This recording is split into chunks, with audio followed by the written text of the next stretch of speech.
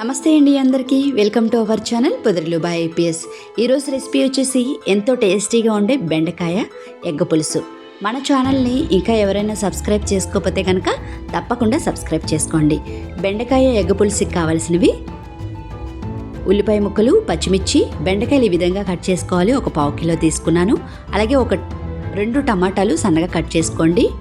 అలాగే ఒక పెద్ద నిమ్మకాయ సైజ్ అంతా చింతపండు నానపెట్టుకోండి. ఇక్కడ నేను మట్టి గిన్నెలో అనేది పులుసు చేస్తున్నాను. మట్టి గిన్నెలో పులుసులు చాలా రుచిగా ఉంటాయి.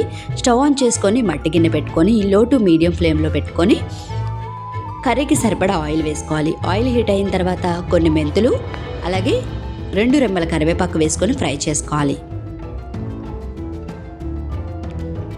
ఈ విధంగా ఫ్రై చేసుకున్న తర్వాత ఇందులోకి ముందుగా కట్ చేసి పెట్టుకున్న ఉల్లిపాయ, పచ్చిమిర్చి, బెండకాయ కూడా వేసుకొని రుచికి సరిపడా సాల్ట్ వేసుకొని బాగా కలుపుకొని మూత పెట్టుకొని లో టు మీడియం ఫ్లేమ్లో ఉల్లిపాయలు మెత్తబడేంత వరకు ఫ్రై చేసుకోవాలి. ఈ విధంగా ఫ్రై అయిన తర్వాత ఇందులోకి టమాటాలు కూడా వేసుకొని టమాటా మెత్తబడేంత వరకు మూత పెట్టుకొని ఉడికించుకోవాలి.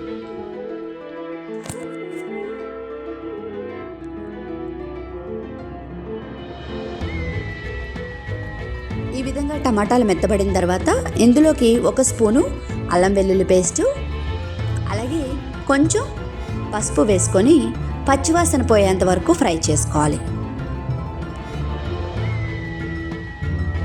ఈ విధంగా ఫ్రై చేసుకున్న తర్వాత ఇందులోకి 2 స్పూన్ల కారం వేసుకొని ఒకసారి కలుపుకోవాలి. కలుపుకున్న తర్వాత ఒక పెద్ద కప్పు చింతపండు గుజ్జు కూడా వేసుకోవాలి. చింతపండు గుజ్జు వేసుకున్న తర్వాత ఇందులోకి ముందుగా ఉడికించుకున్న ఘాట్లు కూడా పెట్టుకోవాలండి. ఉడికించుకున్న ఎగ్స్ని కూడా ఇందులోకి వేసుకోవాలి.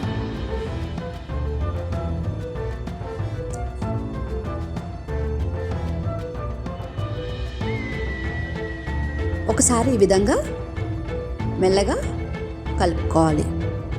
కలుపుకున్న తర్వాత మూత పెట్టుకొని లో టు మీడియం ఫ్లేమ్ మీద ఉడికించుకోవాలి.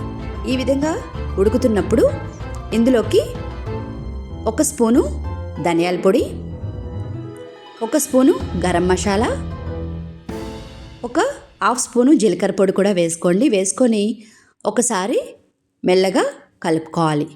ఇక్కడ నేను 1 ఎగ్ పగలగొట్టు కూడా వేసానండి. ఎందుకంటే మా పెద్ద బాబుకి చాలా ఇష్టము. అలాగే కాడలతో సహా కొత్తిమీర కూడా వేసుకోవాలి. మెల్లగా కలుపుకోవాలి.